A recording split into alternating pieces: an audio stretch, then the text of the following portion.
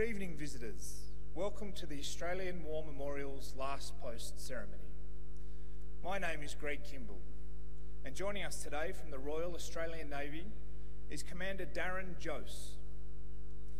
We're honoured to acknowledge Mr. Robert Cardillo, Director of the National Geospatial Agency, United States of America, Mr. Neil Orme, Director of the Geospatial Intelligence Organisation Australia, Major General Jim Hockenhull, Director of Cyber Information and Intelligence Integration from the National Centre for Geospatial Intelligence, United Kingdom, Brigadier John Howard, Chief of Defence Intelligence, New Zealand, and Colonel Eric Vanderberg, Acting Director of General Intelligence Policy and Partnerships, Canadian Forces Intelligence Command, Canada.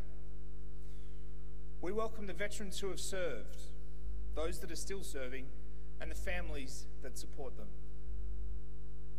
We acknowledge the members of RSL and Services Clubs Association, RSL Victoria and RSL Queensland, who are watching the broadcasts of this ceremony across Australia. During this evening's ceremony, wreaths will be laid at the base of the Pool of Reflection by visitors and students on behalf of the following schools: from Western Australia, Ashdale Secondary College, and from South Australia, St Peter's College. Please stand and join in singing the National Anthem.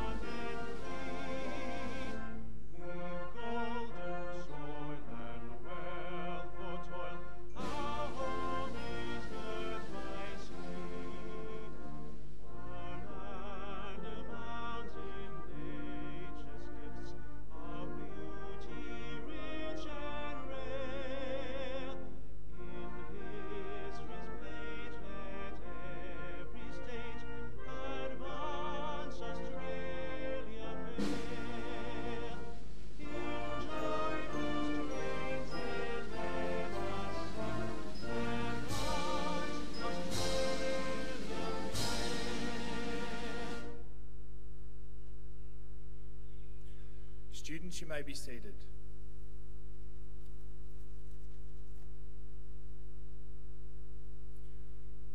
The Australian War Memorial was the vision of Charles Bean, Australia's first World War official historian. Bean landed with the Australian troops on Gallipoli and stayed with them at the front through to the end of the war. The idea of this national memorial and museum came to him at Pozières, France, in the depths of the bloody fighting of 1916.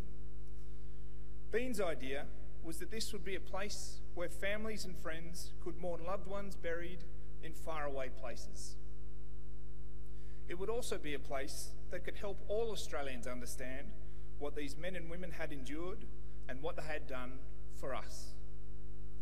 Bean's vision, to which we remain true, is best expressed as inscribed in the entrance to the memorial's galleries. Here is their vision, in the heart of the land they loved, and here we guard the record which they themselves made. Tonight we'll read the story behind just one of those on the Roll of Honour, which lists the names of more than 102,000 men and women who have given their lives for us in war and operations for more than a century. But first, we present a lament, Flowers of the Forest. Wreaths or floral tributes will now be laid at the base of the Pool of Reflection.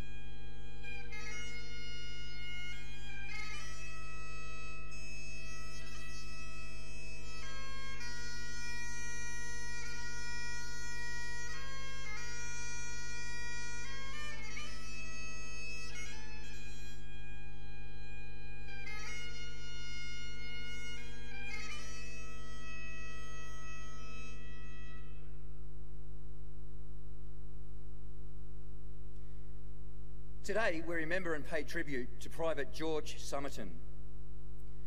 George Summerton was born in 1896, the only son of George and Minnie Summerton of Silverton, New South Wales.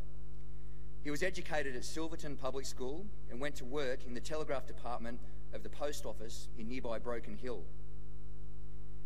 George's parents had either died or left at some point during his childhood, and he was cared for by his grandmother Susan. He also had a circle of caring uncles and aunts. Summerton enlisted in the Australian Imperial Force in June 1916. Like most men who enlisted from Broken Hill, he was posted to a South Australian battalion, the 27th. Before he left for the front, the citizens of Silverton held a social evening for him, in which he was presented an inscribed wristwatch and a prayer book. He was held in such esteem that a large number of residents of Silverton saw him off at the train station the next day. Private Summerton first went to England to continue his training and arrived in France in November 1916. After just 10 days in the front line, Private Summerton fell ill with the mumps and was taken to hospital in Boulogne, where he took a month to recover. He returned to the battalion just after Christmas 1916 and spent the rest of the bitterly cold winter rotating in and out of the front line.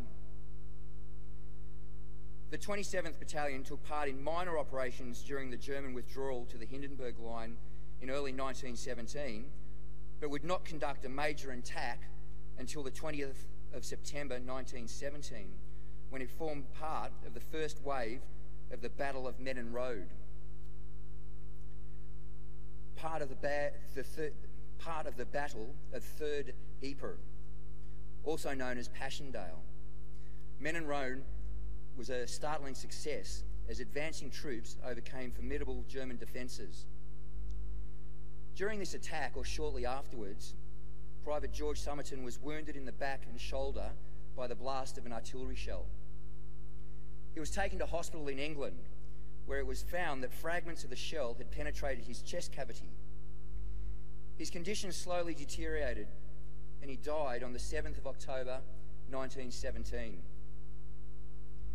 Lance Corporal Shreve of the Cheshire Regiment was in the same ward as Summerton and wrote to his grandmother in Silverton saying, "I cannot tell you how sorry the staff and patients were when he died. I deeply sympathised with you and your loss. He was a good lad, always thankful for anything done for him." Shreve and another patient organised a fundraising drive to buy a large cross for Summerton's grave and several large wreaths. A large number of non-commissioned officers and private soldiers of the 27th Battalion were awarded military medals for their part in the Battle of Menin Road. George Summerton's was awarded posthumously. His aunt in Port Augusta published the following poem in loving memory of her nephew. "I think of you in silence, dear George. No eyes can see me weep. And many a silent tear I shed while others are asleep. God knows how much I miss you. He counts the tears I shed and whispered, 'Hush, he only sleeps. Your loved one is not dead.' Yes, at heaven's gate he'll meet me with the same sweet loving smile, for we are parted just for a little while." Today, George Summerton lies under a standard Commonwealth War Graves headstone with another 275 casualties of the Great War in Brighton City, Bear Road Cemetery. He was 21 years old. His name is listed on the Roll of Honour on my right, among almost 62,000 Australians who died while serving in the First World War. A photograph of his headstone is displayed beside the pool of reflection. This is but one of many stories of service and sacrifice told here at the Australian War Memorial. We now remember Private George Summerton, who gave his life for us, for our freedoms, and in the hope of a better world.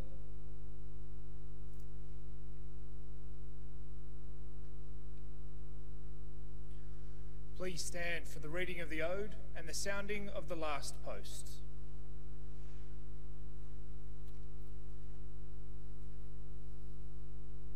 They shall grow not old, as we that are left grow old. Age shall not weary them, nor the years condemn. At the going down of the sun, and in the morning, we will remember them.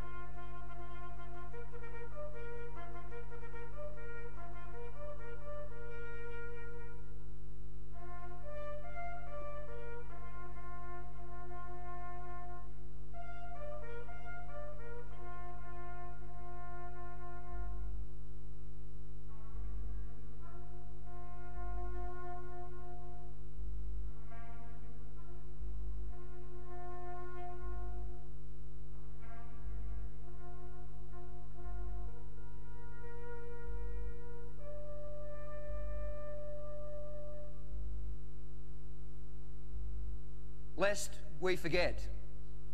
Lest we forget.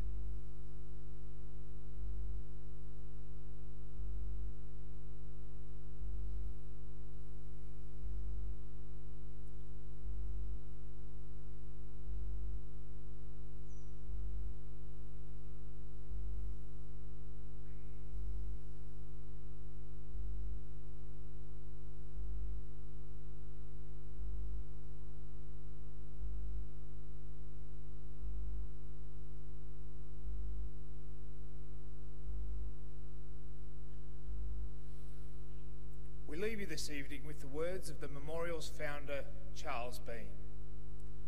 Many a man, lying out there at Pozières or in the low scrub at Gallipoli, with his poor, tired senses barely working through the fever of his brain, has thought in his last moments, well, it's over.